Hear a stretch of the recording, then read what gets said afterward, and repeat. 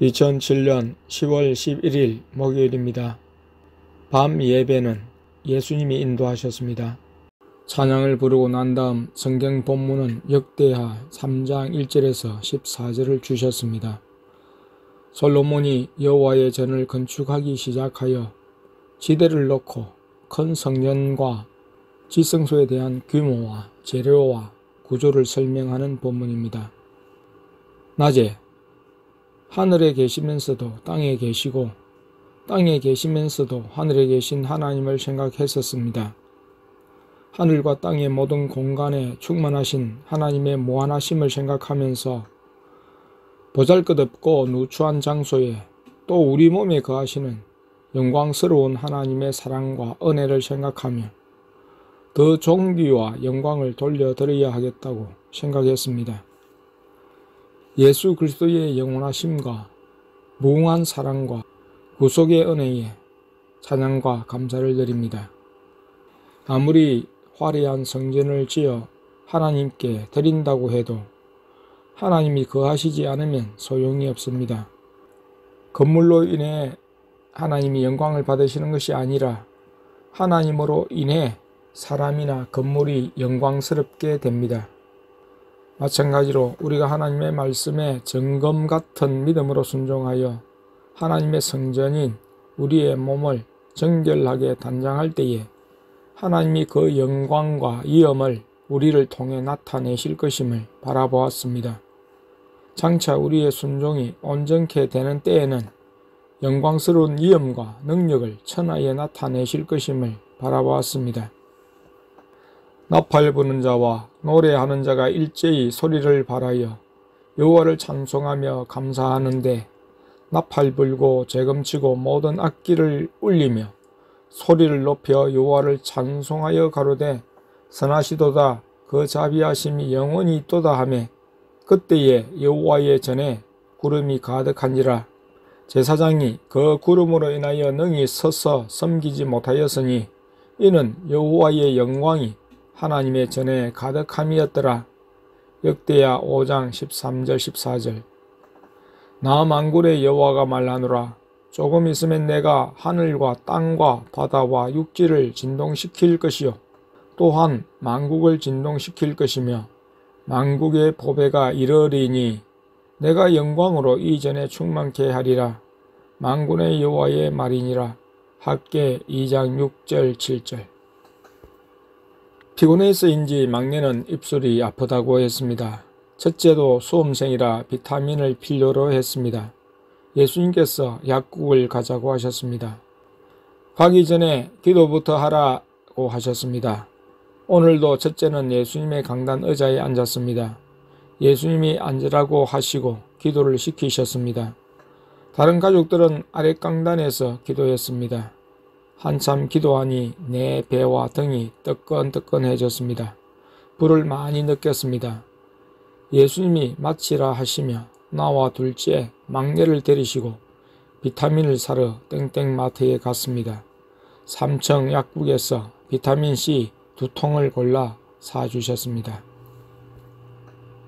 학교 갔다 온 둘째와 막내에게 예수님이 오늘부터 피아노 학원에 가라고 하셨습니다.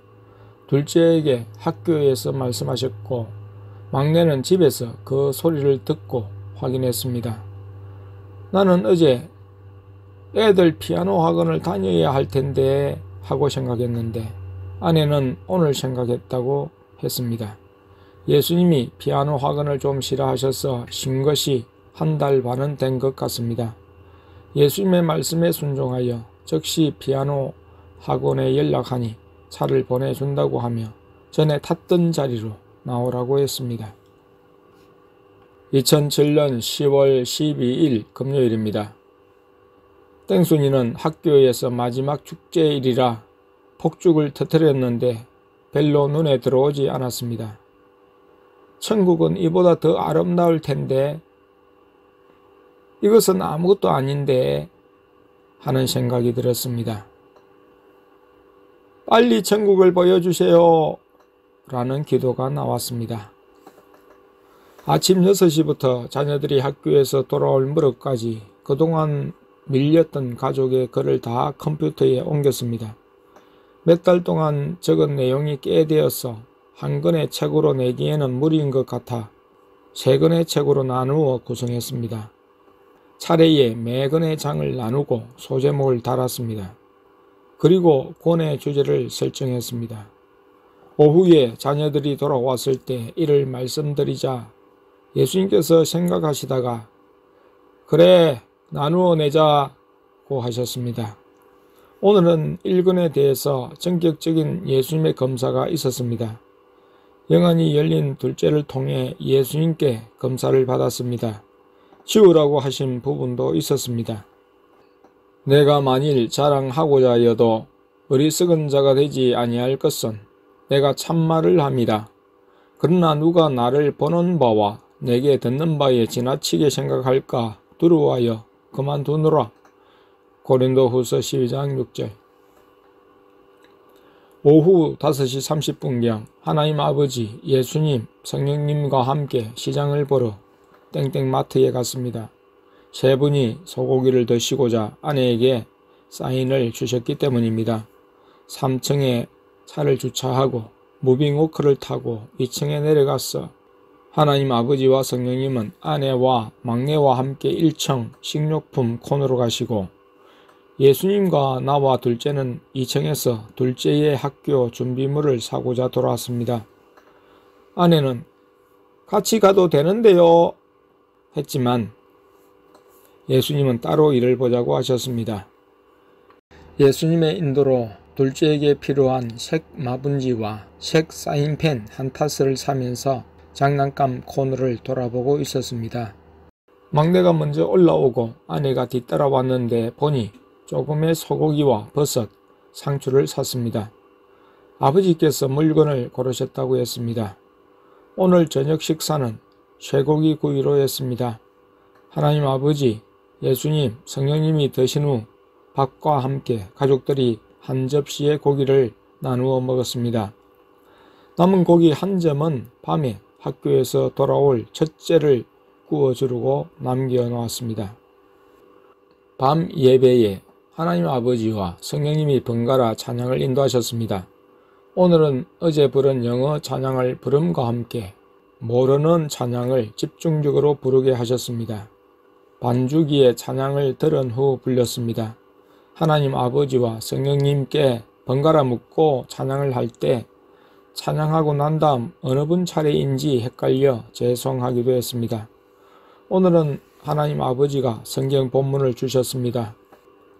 마가복음 2장 1절에서 12절까지의 한 중풍병자를 네 사람이 메워 예수님이 말씀을 전하시는 집에 지붕을 뚫고 내리게 하므로 중풍병자가 예수님을 통해 죄 사함과 함께 병고침을 받았다는 본문입니다. 많은 사람이 놀라고 하나님께 영광을 돌렸습니다. 믿음의 중요성을 일깨웁니다. 예수님이 어떤 분이신지에 대한 확실한 믿음이 요청되고 또한 믿음에 따른 결단과 행동을 보시고 역사를 나타내십니다. 누구든지 예수님 앞에 믿음으로 나아가면 죄 사함받고 고침받을 수 있습니다. 사람들의 장애가 있고 환경의 장애가 있다 해도 믿음으로 극복해야 합니다. 본인의 믿음도 중요하지만 이웃의 믿음도 중요했습니다. 사랑으로 역사하는 믿음으로 해산의 수고를 한다면 예수님의 온전케 하시는 역사를 다 함께 맛볼 수 있음입니다. 즉각 고치시는 예수님의 역사를 우리를 통해서도 나타내시기를 기도합니다. 저녁 식사 후 둘째를 통해 오늘 밤에는 훈련이 있을 거라는 예고가 있었습니다. 예수님은 훈련 대장이셨습니다. 예배를 마치고 편한 복장으로 갈아입었습니다. 아내부터 한 사람씩 아래 강단에 섰습니다. 하나님 아버지, 예수님, 성령님이 앉아 계신 앞이었습니다.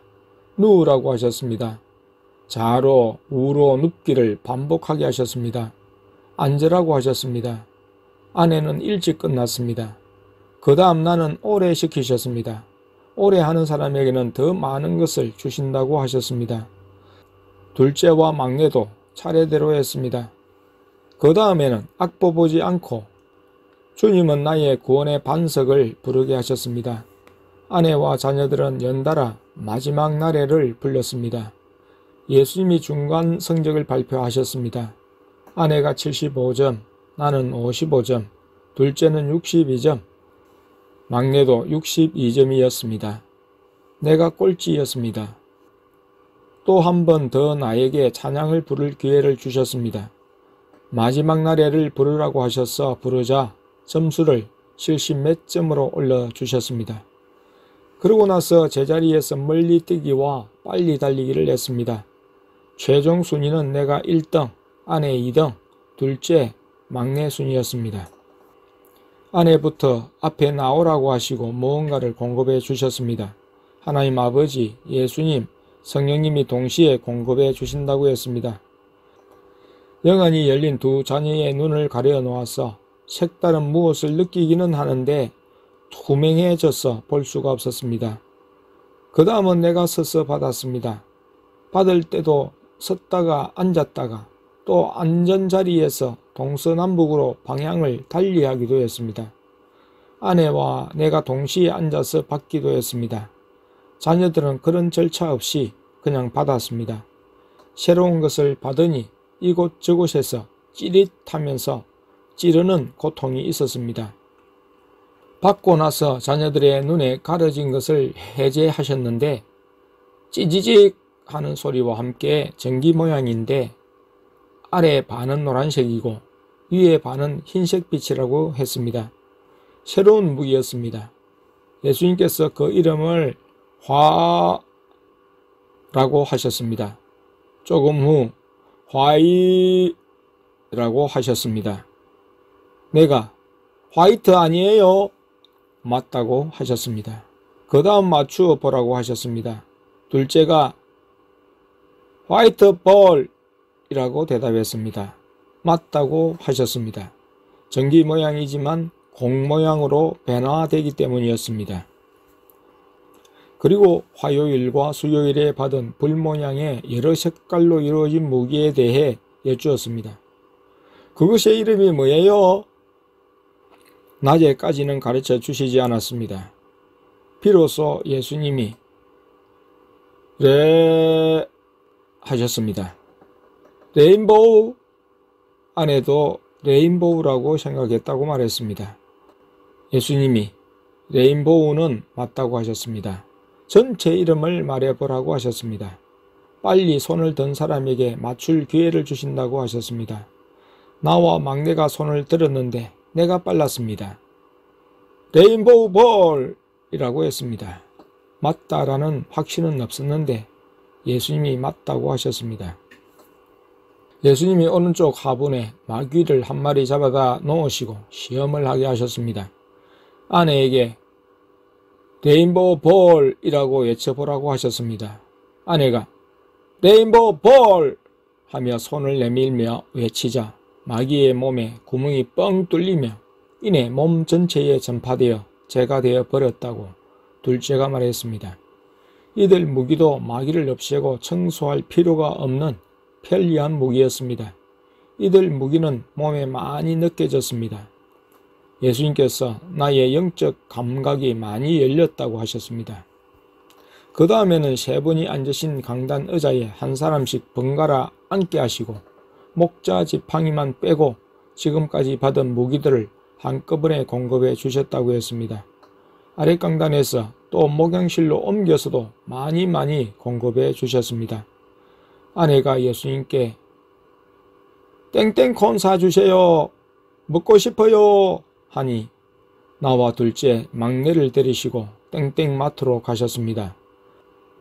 가면서 내가 성령의 레인보우 볼, 성령의 화이트 볼이라고 해야 되지 않습니까? 예수님. 그래도 되고 그냥 레인보우 볼, 화이트 볼이라고 외쳐도 된다고 하셨습니다. 이부자리를 펴라 하셔서 사택에 이불을 펴고 눕다가 삼위 하나님은 바깥 식탁 의자에 앉아 계셔서 죄송했습니다. 우리는 여기 있어도 돼 하셨지만 죄송스러웠습니다. 아내가 예수님 방에 들어오세요 하니 세 분이 들어오셨습니다.